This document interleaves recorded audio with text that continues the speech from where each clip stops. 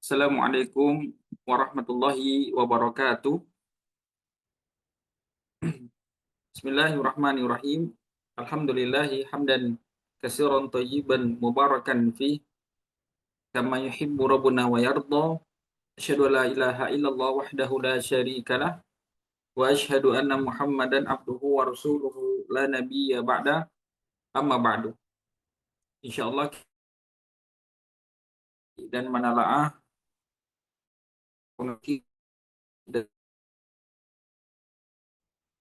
kita sampai di halaman 109. Kita masih membedah eh, pembahasan tentang murabahah syariah. Setelah kita membahas bentuk murabahah 01, yaitu yang ada pelanggaran dipraktekkan oleh beberapa bank syariah terkait akad murabahah salah satu produk mereka. Demikian juga murabahah 02, kesalahan-kesalahan yang dipraktekkan oleh bank syariah juga. Kalau murabahah 01 kesalahannya bank-bank syariah itu telah menjual barang sebelum memiliki. Kalau murabahah 02 itu pelanggarannya bank syariah itu mereka sudah membeli rumahnya dari developer, hanya saja belum takobud, belum serah terima, sudah langsung dijual. Ini kesalahan 02. Insya Allah kita akan lihat praktek murabahah yang sesuai syariah di halaman 109. Pertama, langkah-langkah ya, langkah-langkah murabahah syariah.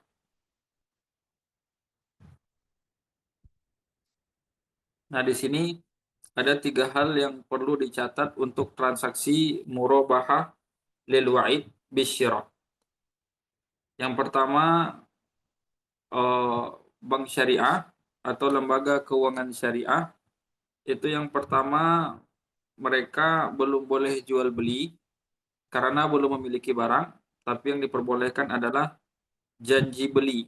Janji beli itu bukan beli. Lil wa'id bisyira. Murabahah untuk janji jual beli.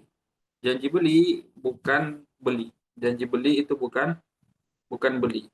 Karena janji untuk melakukan transaksi belum disebut transaksi.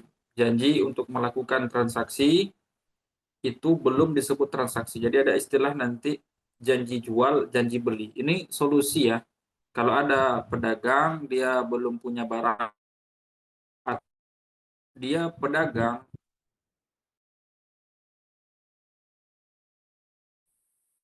itu stok sedang habis. Stok sedang habis, maka dia bisa melakukan janji jual dan pembeli janji beli. Nah, janji beli, janji jual itu bukan akad, itu belum akad. Itu dia belum disebut transaksi. Sehingga baru sebatas janji. Nah, janji ini tidak mengikat penjual maupun pembeli. Keterangan Ibnu Hazm mengatakan anna tawa'uda laisa bai'an.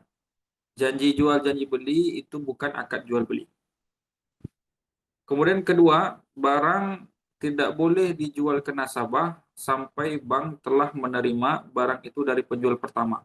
Jadi alurnya ketika calon nasabah datang ke bank syariah, dia menyatakan keinginannya untuk menginginkan atau membeli rumah di developer A, mungkin harga cashnya 300 juta, pihak bank syariah menyanggupi ya setelah survei analisis, kemudian orang ini layak ya, uji kelayakan dan dia layak, maka yang boleh adalah janji jual, janji beli. Janji jual dan janji beli.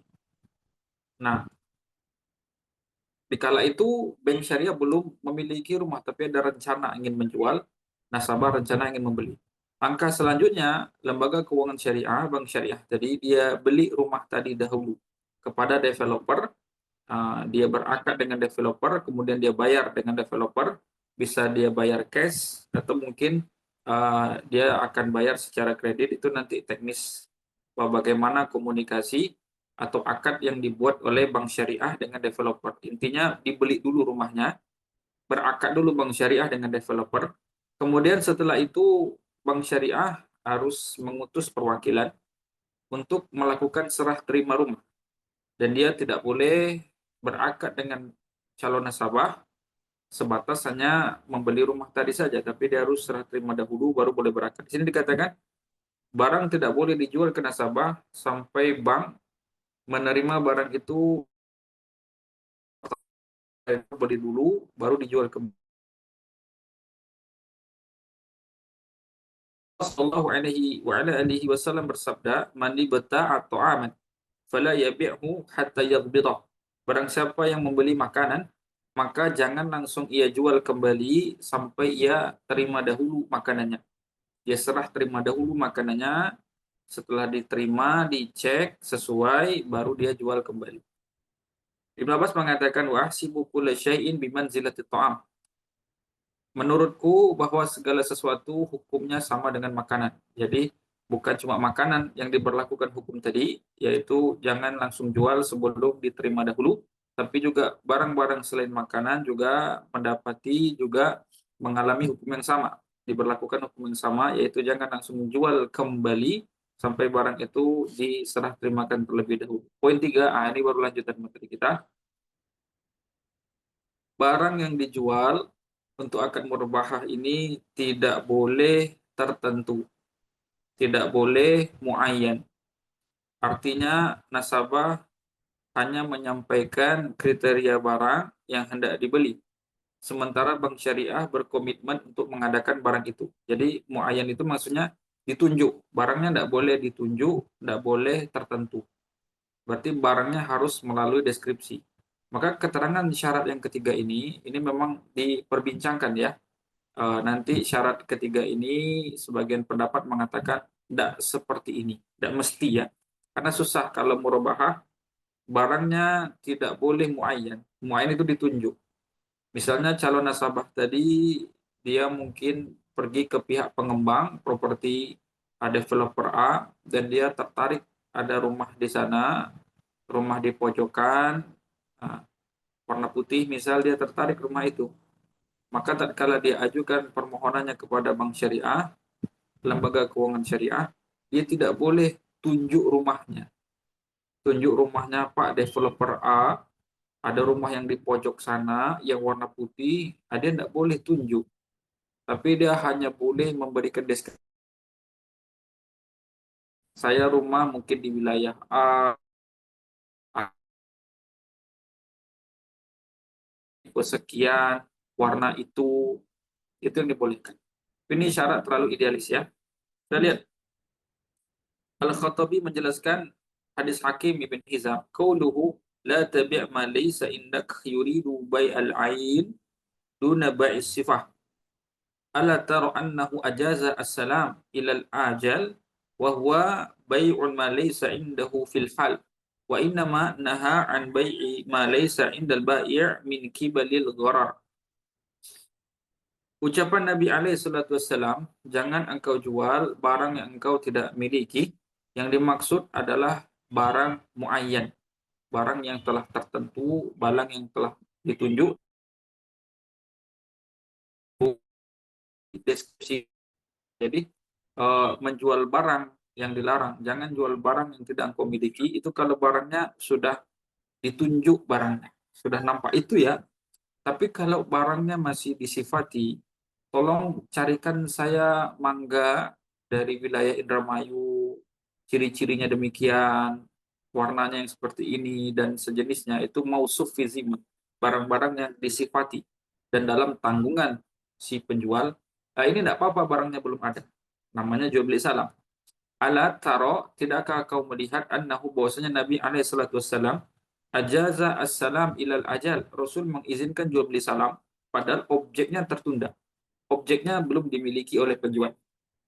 Wa huwa bai'u ma laysa indahu fil hal. Jual beli salam itu yaitu jual beli terkait objek yang tidak dimiliki oleh penjual fil hal ketika mereka melakukan akad. Wa innama, dan hanya saja Rasul melarang jual beli sesuatu yang tidak dimiliki oleh penjual dari sisi goror, dari sisi alasannya adalah goror, yaitu tidak jelas. Nah, ini jadi syaratnya barangnya tidak boleh muayyan. Karena kalau barangnya muayyan, penjual belum memiliki barang. Tapi kalau barangnya al-mausuf fi zimmah, sebagaimana jual beli salam, diizinkan penjual belum punya barang. Nah,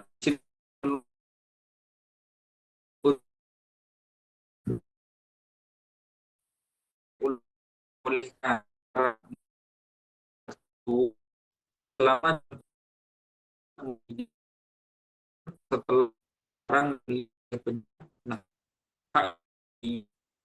ini yang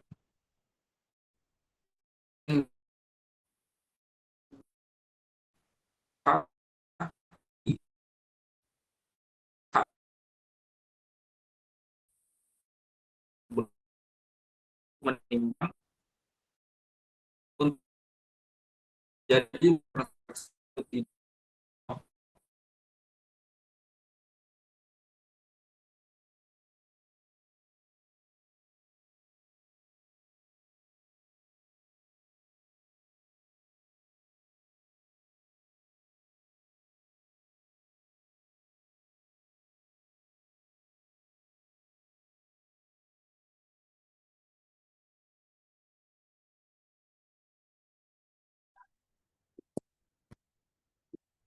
maaf, gangguan jaringan. Tadi gangguan jaringan di sini. Bismillah, kita ulang lagi ya. Nah, khiyar ini yang jarang ada di bank syariah. Saya akan sampaikan skema dan alurnya. Ada orang calon nasabah ya, dia datang ke bank syariah, dia ingin ambil produk murabahah. Dia menyatakan ingin membeli rumah di developer A, rumah warna putih tadi. Bank syariah belum punya. Kemudian bank syariah ini dia lihat karakter si calon nasabah. Ingin dia survei, interview, ternyata orangnya layak. Maka bank syariah tadi menyatakan siap ya, rencana jual, calon nasabah rencana beli. Kemudian nasabah sampaikan rumahnya itu di developer A, warna putih, ciri-cirinya dijelaskan. Kemudian bank syariah tentu dia ingin jualan ya, dia beli dulu. Dia pergi beli rumah, katakanlah dia beli secara cash ke developer. Setelah rumah dibeli secara cash, serah terima kunci, kelengkapan berkas, kemudian balik ke kantor, rumah sudah dicek, kunci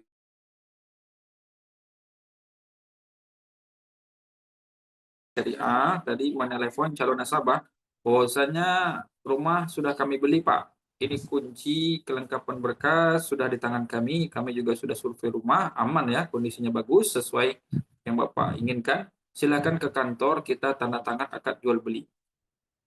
Nah, ketika calon nasabah tadi sampai ke kantor, ini paham ya, rumah sudah dibeli oleh bank syariah, bahkan sudah mengambil kunci dan kelengkapan berkas. Nah, ketika sampai di kantor, bahkan dia sudah perwakilan bank tadi sudah masuk ke rumah, mungkin direkam ya, diambil video rumah tadi, kemudian datanglah ke kantor. Nah, sesampainya ke kantor, nasabah tadi dia duduk, kemudian disampaikan oleh yang inginkan sudah kami beli. Ini kunci, ini surat-surat, ini video bentuk dalam rumahnya. Nah, kita akan buat akad jual beli. Saya akan jual rumah ini secara kredit ke Bapak. Nah, di saat ini, si nasabah tadi, dia memiliki hak khiyar.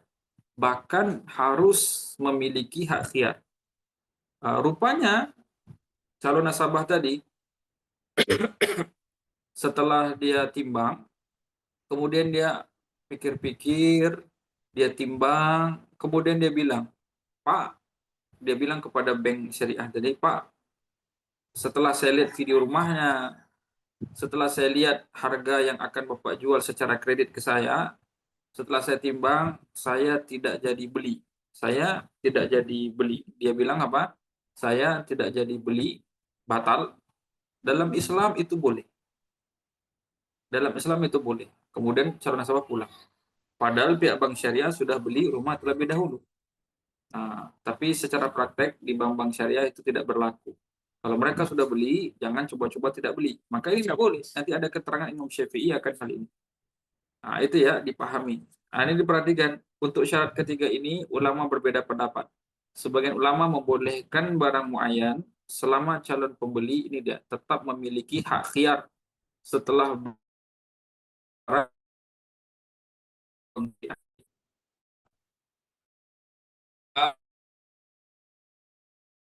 plus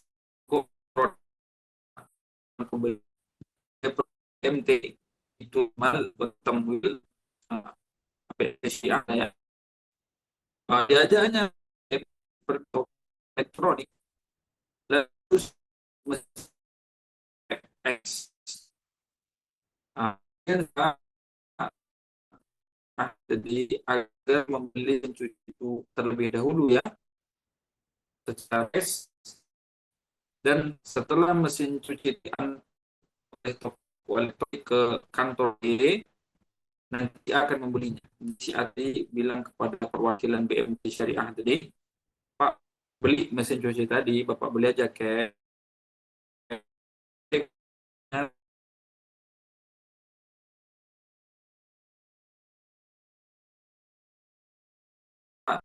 Setelah cuci itu,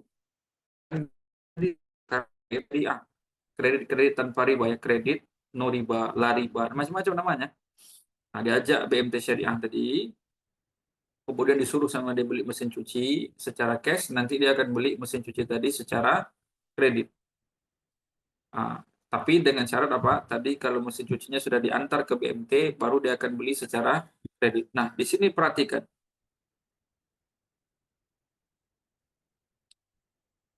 Skema semacam ini boleh dengan syarat BMT atau setelah BMT membeli mesin cuci itu dan sudah diantar oleh pihak toko elektronik ke kantor BMT, maka si A tetap diberi hak khiar antara melanjutkan atau membatalkan akad. Nah, jadi si A tadi dia ajak perwakilan BMT, disuruhnya beli mesin cuci karena dia ada rencana ya janji beli.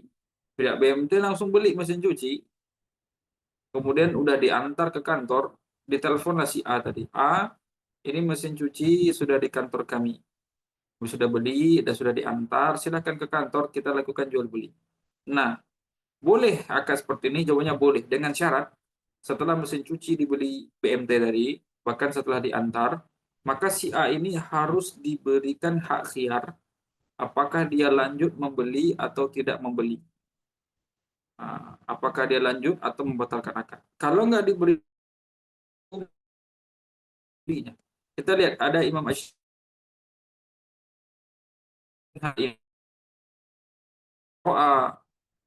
إذا أرى الرجل رجل السلعة فقال اشتري هذه وأربحك فيها كذا فاشتراها الرجل فشراء جائز والذي قال أربحك فيها بالخيار إن شاء أحدث فيها بيعا وإن شاء تركه.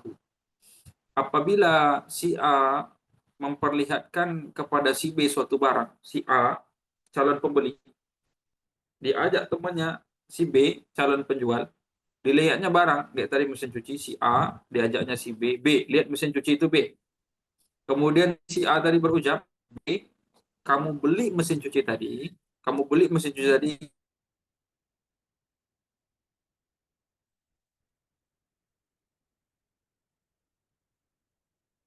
akan kasih kamu 100 cicilan setelah kata penjual A, kamu beli mesin cuci tadi harga 2 juta cash, nanti tak kasih untung, nanti tak beli darimu 2.400.000 untuk setahun. Maka kemudian si B langsung dibelinya mesin cuci secara cash. Maka jual beli semacam ini hukumnya boleh. Nah, kemudian Imam Syafi'i menjelaskan, wallazi qala arbahuka fiha, dan si A yang mengatakan nanti tak beli lebih mahal, tak beli 2.400.000 kredit setahun, nanti aku kasih engkau untung. Maka orang yang akan membeli dengan tinggi tadi bil khiyar, dia harus memiliki hak khiyar. Apa hak khiyarnya? Jika si A tadi ingin, dia lanjutkan jual beli. Jika dia ingin, dia tinggalkan jual beli. Jadi harus bil khiyar dia. Itu baru sah.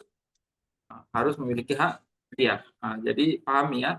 Jadi setelah kayak mesin cuci tadi, setelah mesin cuci tadi dibeli oleh BMT Syariah, kemudian sudah diantar ke kantor, disitulah si calon pembeli dia memiliki hak khiar apakah jadi membeli mesin cuci atau tidak.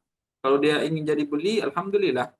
Kalau tidak jadi beli, ya ya alhamdulillah juga. Maka itu eh, pandai-pandai lah ya si penjual tadi bagaimana caranya. Itu dia. Ini yang Nah, udahlah, udah mateng banget. tidak boleh ditekan bahwa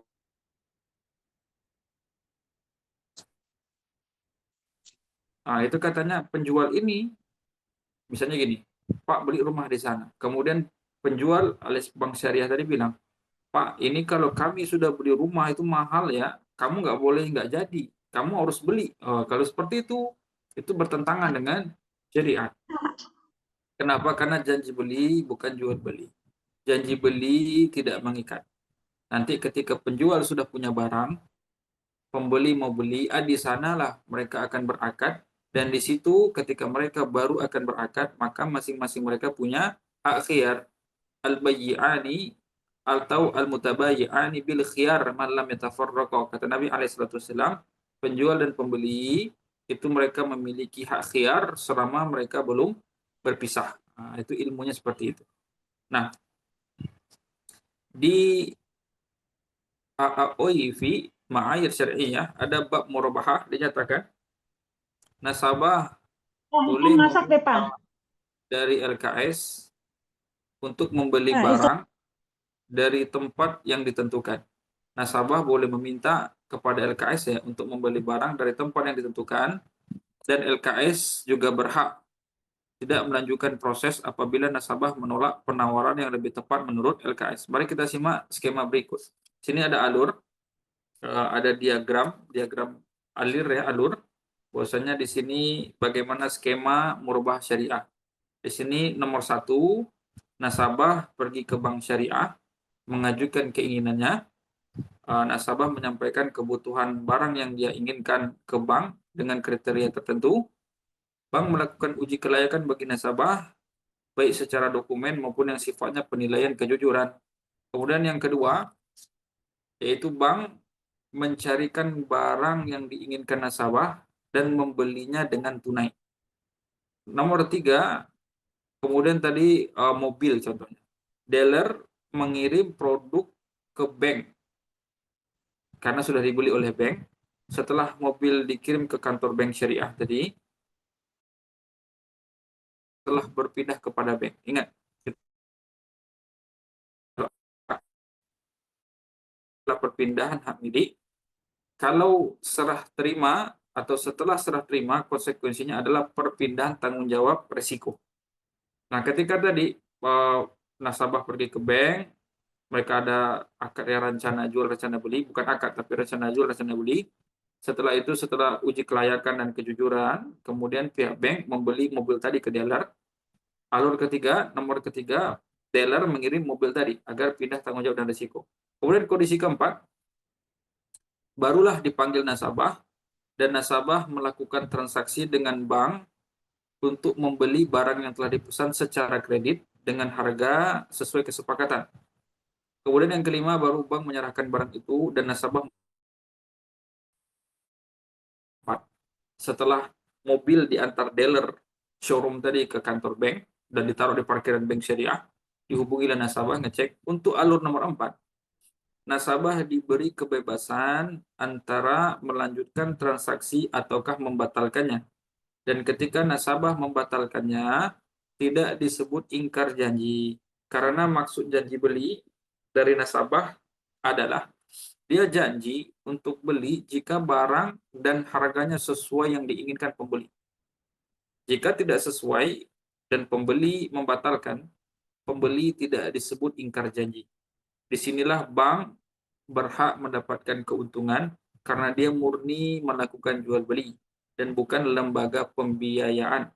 Sejak barang pesanan itu diterima bank, semua risiko barang menjadi tanggung jawab bank.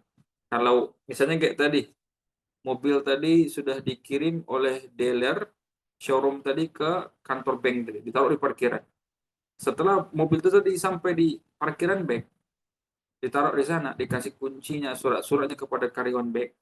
Kalau dicuri orang di parkiran bank tadi, maka yang tanggung resiko adalah bank syariah tadi, karena mobilnya udah ditaruh di parkiran, udah turun perwakilan bank syariah, sudah pegang kunci, surat-surat, kemudian naik ke kantor. Kalau hilang atau terbakar di situ, itu sudah resiko ditanggung bank. Nah, ketika resiko sudah berpindah ke tangannya, dari keuntungan. Jadi itulah namanya murabahah syariah. Murabahah itu murni, ya, murabahah itu bagian dari jual beli. Maka dia mengikut regulasi jual beli. Nah, itu ya untuk BMT syariah, atau ada kredit syariah, atau ada koperasi syariah, atau di bank itu ingin ambil produk murabahah syariah, alurnya seperti tadi, simple. Alurnya seperti tadi. Kalau tidak seperti tadi alurnya, maka di situ terjadi riba, melanggar hadis Nabi Alaihissalam, kemudian menjadi praktek bukan jual beli, tapi menjadi praktek utang piutang. Nah, sederhana ya, sederhana. Jadi tadi dipahami seperti tadi. Nah, sejauh ini ya, kalau untuk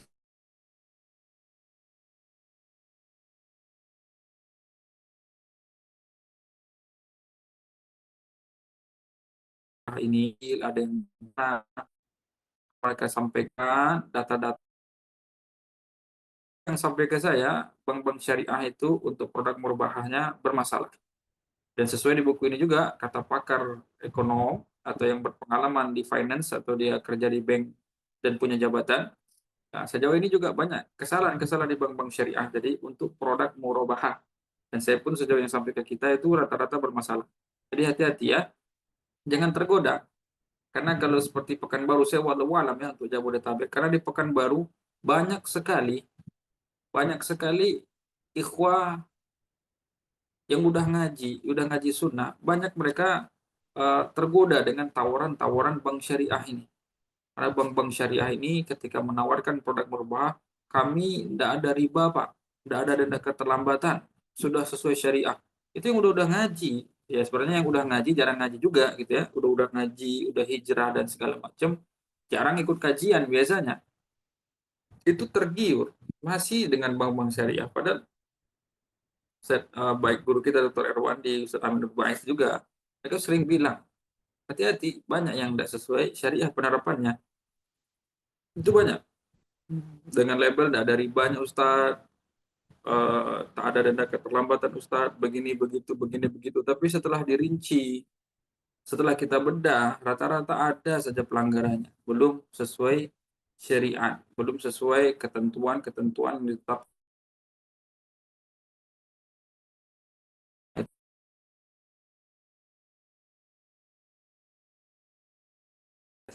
Perlu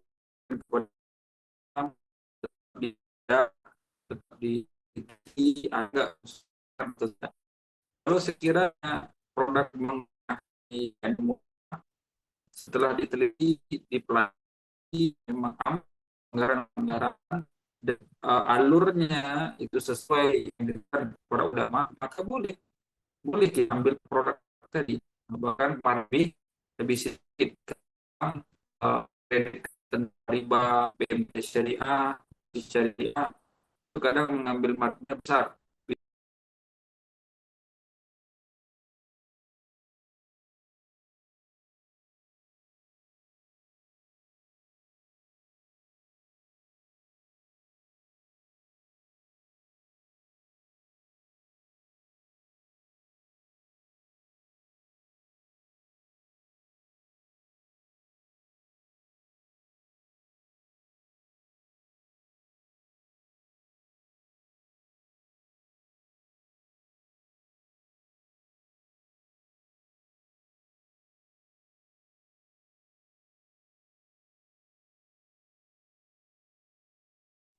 Maaf ya, jaringan.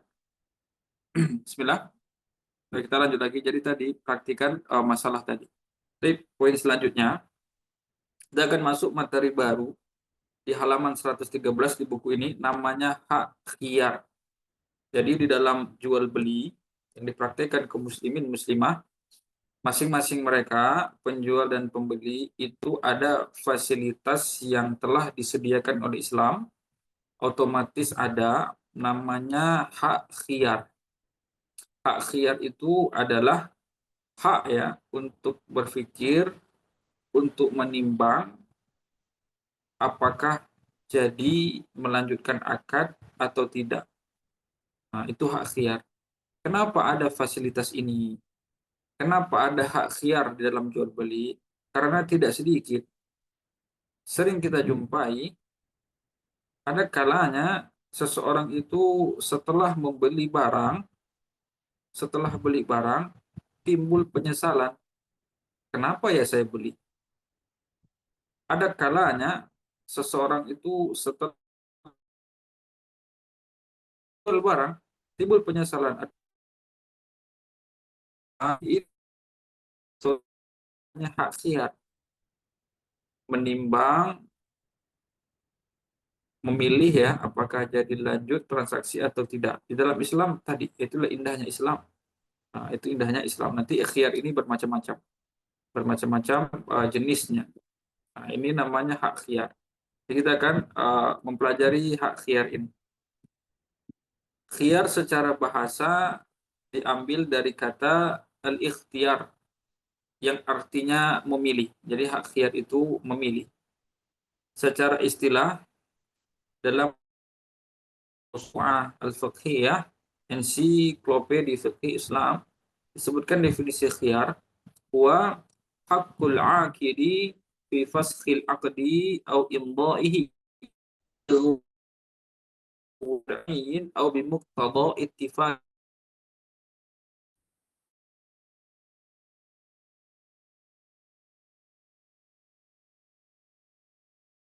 Khiyar membatalkan atau melanjutkan jual beli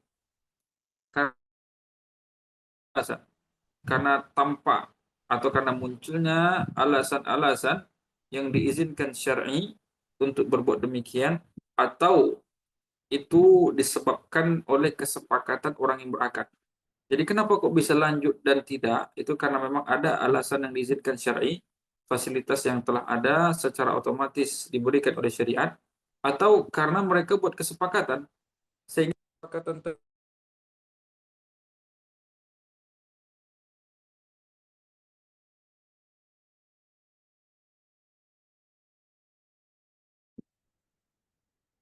oh maaf ya, ini jaringan di sini mungkin susah jaringan di sini.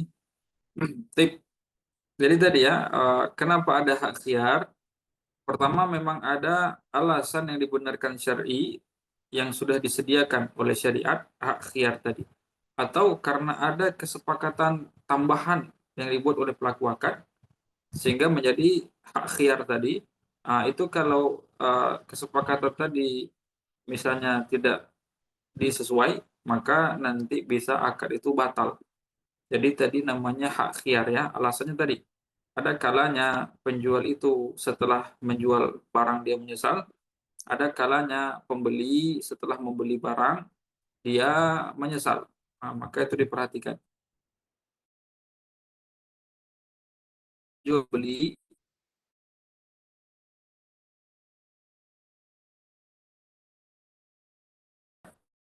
atau pembatalannya masuk akan penjual pembeli. Dia mendapatkan pembahasan khusus dari jual beli. Mengakhiri termasuk bagian penting dalam transaksi jual beli. Sebagaimana sabda Nabi SAW, al-bayyi'ani bil khiyar man lam yatafarraqu. Penjual dan pembeli memiliki hak khiyar selama mereka belum berpisah. Nah, jadi biar paham ya hak khiyar itu, misalnya ada penjual dan pembeli. Penjual dan pembeli. Misalnya saya jualan sayur kol. Saya jualan sayur, kemudian ada pembeli.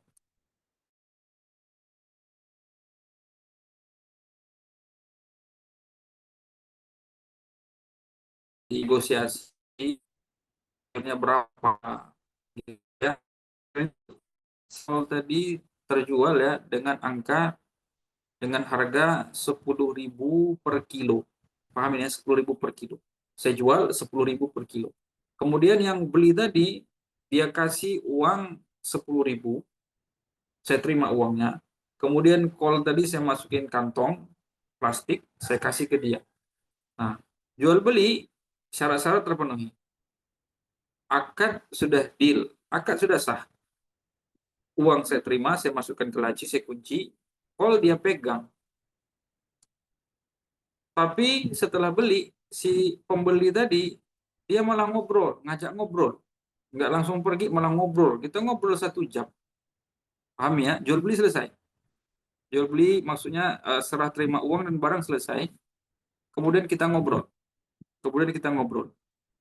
Nah, ketika kita ngobrol, tentunya belum berpisah wajah ya, karena masih ngobrol. Di dalam Islam, di dalam aturan fikih muamalah, penjual dan pembeli selama masih bertatapan wajah, maka masing-masing dari penjual pembeli itu memiliki hak khiyar majelis. Hak khiyar waktu berpikir, menimbang apakah jadi transaksi atau tidak, majelis selama di lokasi akad, selama belum berpisah badan, selama belum berpisah wajah. Jadi ketika tapi khiyar majelis belum selesai.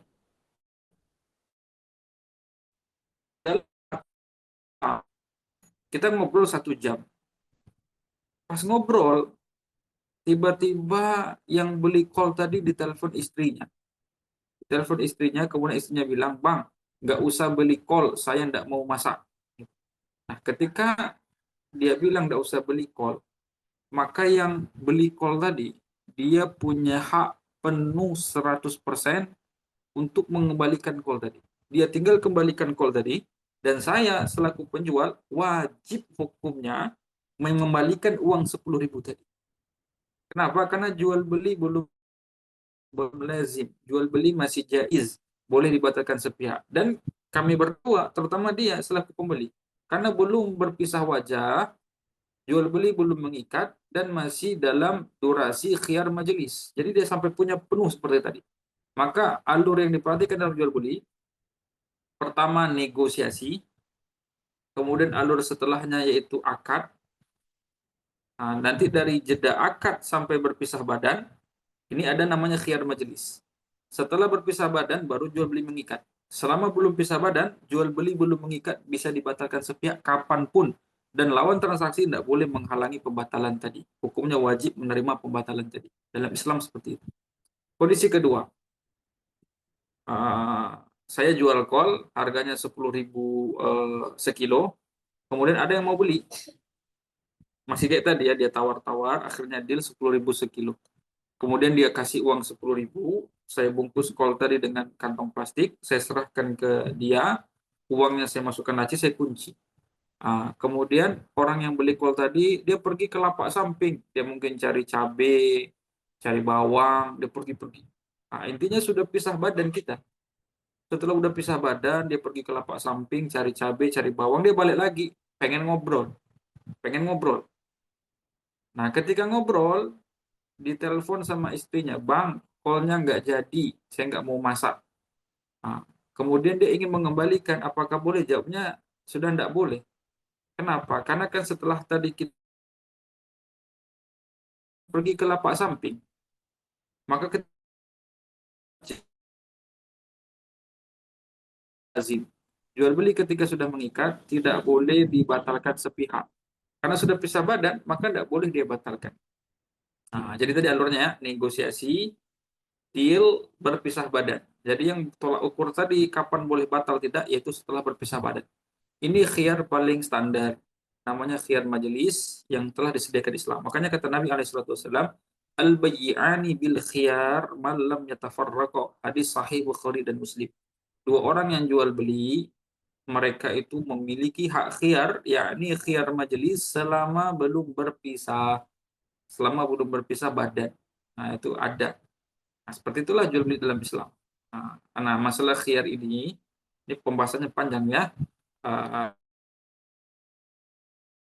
uh, Setelahnya, ada yang ditanyakan? Coba kalau ada yang ditanyakan dari jamaah, silakan ditanyakan.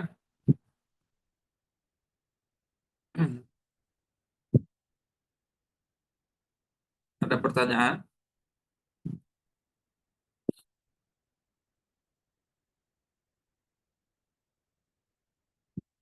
Belum. Ini ada satu. Tip, sudah ada pertanyaan. Biar enggak ini ya, biar enggak kebanyakan materi dan biar enggak lama kita ngobrol. Ini ada tanyaan, ada 3 pertanyaan. Tapi di sini tulisnya 2. Tip. Bismillah.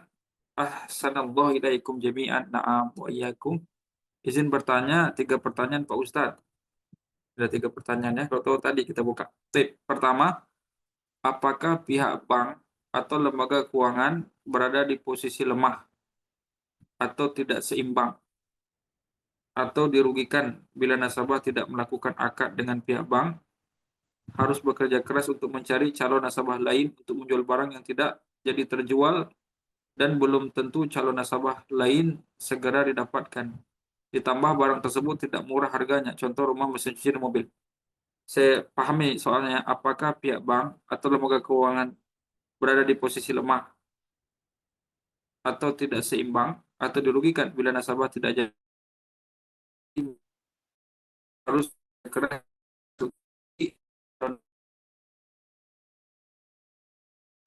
tentu calon nasabah lain segera barang tersebut tidak murah harga, contoh rumah, mesin cuci, mobil.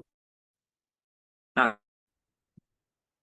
ini mana nih kalau syariah tadi sudah beli rumah, sudah beli kantor, banyak kan kan bang sering untung. Nah, saya beras, saya jual beras. Misalnya ada beras A, B, C. Datang orang ke toko beras, dia beli beras, pegang beras tadi, dilihat-lihat, ditanya-tanya harganya, kemudian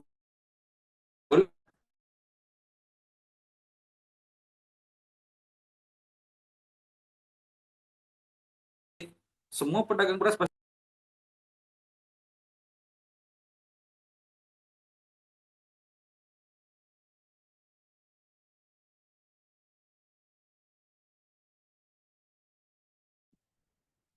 maaf ya, jaringan jelek. Kita lanjut. Saya penjual beras. Kita ulang lagi ya. Datang yang beli, dia lihat-lihat, kemudian tidak jadi, boleh. Itu namanya khiyar tadi. Dan saya sudah punya beras. Dan dia punya hak khiyar jadi lanjut atau tidak. Kita posisikan ke bank syariah. Bank syariah, saya selaku saya penjual beras kan saya dagang ya, saya ingin ngambil untung. Ketika ada datang, boleh jadi beli, boleh tidak. Dia pegang-pegang beras, dia tanya-tanya, boleh jadi beli, boleh tidak. Nah, itu fair dan semua orang dagang paham itu. Kemudian saya selaku bank syariah tadi, saya pengen jual, pengen ngambil untung, tapi saya belum punya barang. Kemudian setelah saya beli mobil, ketika mobil sudah sampai di parkiran bank syariah, datanglah orang tadi, dia lihat-lihat mobil tadi, jadi beli atau tidak itu hak dia.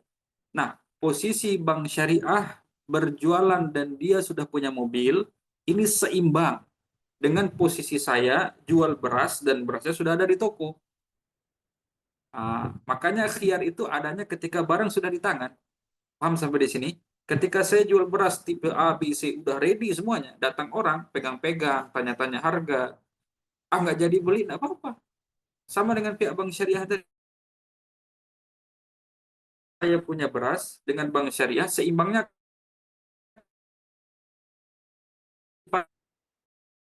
dia jadi atau tidak, itu sebanding dengan saya menyediakan beras. Dan tidak sebanding kalau saya sudah ada beras A, B, C dengan bank syariah yang belum punya barang, kemudian dia jual. Dan memastikan harus beli itu tidak seimbang. Seimbangnya tadi, itu perhatikan. Itu tadi khiyar majelis, makanya keterangan Imam Syafi'i dan para ulama, khiyar ini harus ada. Khiyar ini harus ada. Nah, bagaimana solusinya? Bank syariah rugi dong. Dia sudah beli mobil, sudah beli rumah, dia nanggung risiko. Ingat, Dagang itu harus ada risiko. Kata Nabi Alaihissalam, al-kharaju bid-dhaman. Keuntungan itu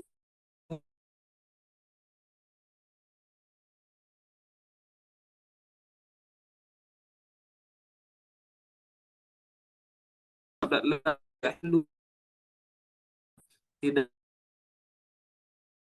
tanpa menanggung risiko. Bahkan tidak halal, dia pengen untung tapi tak mau tanggung risiko.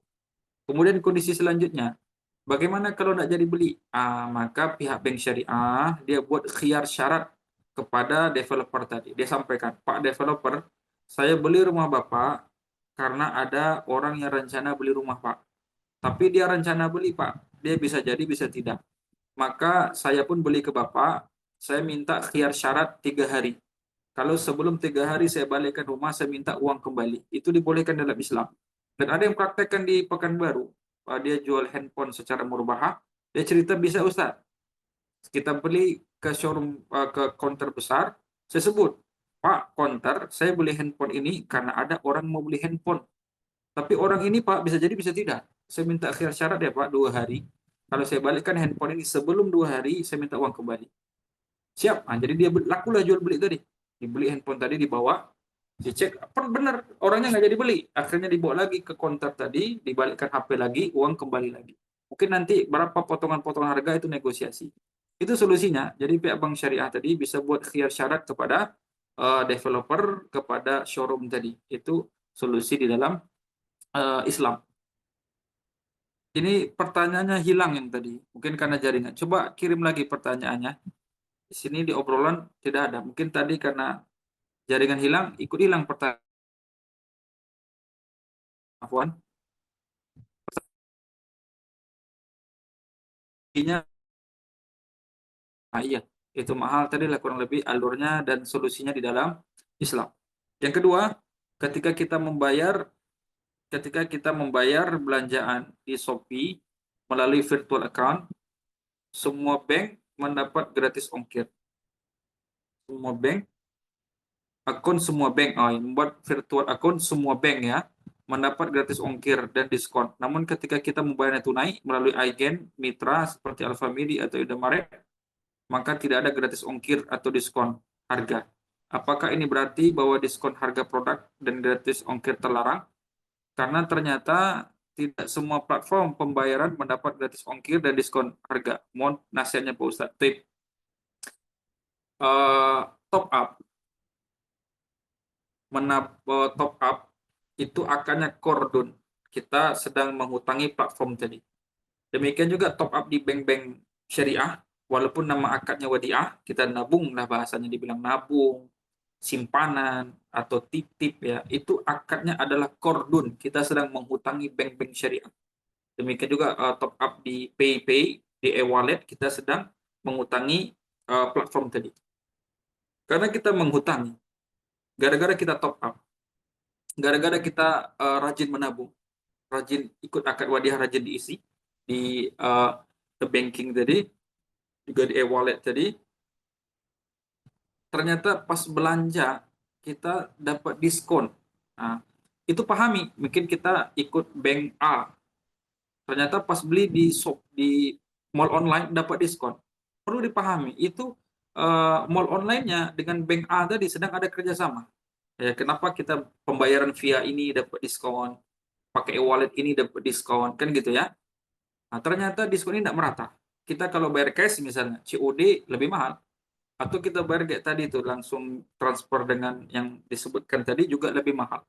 Nah, di sini kita pahami, berarti kita dapat murah itu kalau melalui jalur pembayaran bank A atau e-wallet A. Tidak merata. Itu berarti ada kita dapat benefit karena kita top up. Kenapa kita dapat benefit? Karena kita punya tabungan di sana. Maka kita sedang menghutangi bank tadi, kemudian kita pembayaran melalui bank tadi, account tadi, kita dapat diskon, maka itu adalah riba. Kulu kordin jaro naf'an fawar riba. Setiap hutang piutang yang menarik manfaat bagi yang meminjami uang, maka itu adalah riba. Nah, dia menggiring. Kalau kita pakai bank A, dapat diskon belanja. Ya, itu menggiring kita biar kita rajin top up, rajin menabung di sana. Ketika bayar cash kita malah nggak kena COD misalnya, atau bayar yang kayak tadi transfer seperti tadi kita nggak dapat diskon. Berarti diskonnya kan resto diskon 30%, pembayaran pakai debit A, ini B, kartu A, kartu B, kartu C. Nah, itu riba semua. Itu dipahami. Atau kita membayar pakai platform ini, e-wallet ini dapat diskon. Kalau pakai yang lain tidak dapat. Nah, itu perhatikan, itu diskon-diskon yang riba. Berbeda dengan diskon ini memang disediakan penjual rata. Kita mau bayar COD diskonnya sama 10%, kita transfer bank A, bank B, bank C diskonnya 10%, kita pakai e-wallet A, B, C diskonnya 10%, atau transfer melalui retail dari diskonnya 10%, mau beli langsung pun diskonnya 10%, nah ini bisa diambil. Karena memang diskonnya memang ada. Tapi kalau diskon pembayaran pakai A, diskon pembayaran pakai B, ini mereka punya MOU di belakang. Itu marketing ya, penggiringan biar kita top up. Nanti dananya mereka dapat dana segar ya, crowdfunding, mereka punya banyak dana, misalnya platform misalnya GoFood, perusahaan Gojek ya, di banyak dananya, nanti ditaruh di bank konvensional itu bunganya berapa. Paham ya? Nah, jadi tidak boleh. Jadi tidak diperbolehkan karena dipilah-pilih. Kita kalau bayar pakai ini dapat diskon, bayar cash nggak dapat, itu tidak boleh. Itu riba. Yang ketiga, bila kita memberi bantuan kepada kerabat, namun mereka tetap dalam kemaksiatannya. Misal pelaku bid'ah, pelaku riba, jarang sholat, sering gibah, tidak berhijab, dan seterusnya. Dan ada yang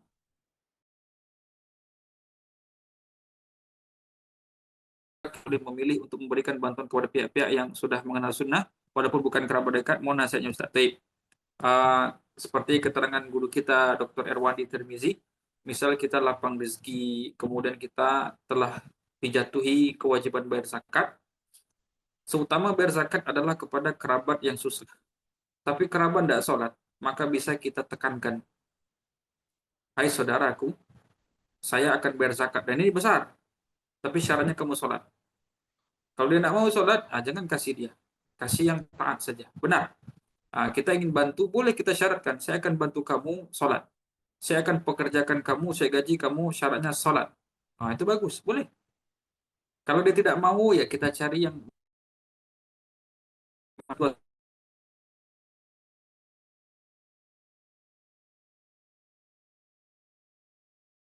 dan bersahabat dekat, mendekat ke beriman saja. Tapi kalau jadi teman dekat, orang beriman saja, wala yakul ta'amaka illa takiyun. Jangan pernah memakan santapanmu, hidanganmu, menikmati hartamu kecuali orang yang bertakwa saja. Rugi kan? Dibayarkan zakat kepada saudara tidak sholat, baru dapat zakat langsung beli rokok, atau langsung judi online, atau langsung duduk di warung, itu kan nggak ini gimana ya, nggak berkah saja rasanya. Bagus dibayarkan ke orang bertakwa, orang beriman, uangnya untuk beribadah kepada Allah, sebagai energi untuk makin kuat beribadah kepada Allah. Itu hadisnya tadi ya. Jadi memang ya dipilah-pilih ya, cerdas dalam beramal. Kasih nasihat terus, saya akan beri kamu bantuan ini dengan syarat sholat. Ada uh, resto ya, F&B, itu menarik. Saya pernah diundang mengisi kajian, cerita dengan salah satu ownernya. Mereka bikin regulasi ya, karyawan laki-laki harus sholat berjamaah ke masjid, terutama sholat subuh. Harus absen. Padahal itu belum jam kantor, tapi harus absen. Kalau 3 kali tidak sholat subuh berjamaah, di SP. Jadi SP-nya karena tidak sholat subuh berjamaah. Itu SP-nya. Itu kan keren lah ya untuk dunia kerja. Selagi punya power itu bisa diterapkan. Wallahu a'lam. Wallahu a'lam. Ada yang lain? Sisa 3 menit.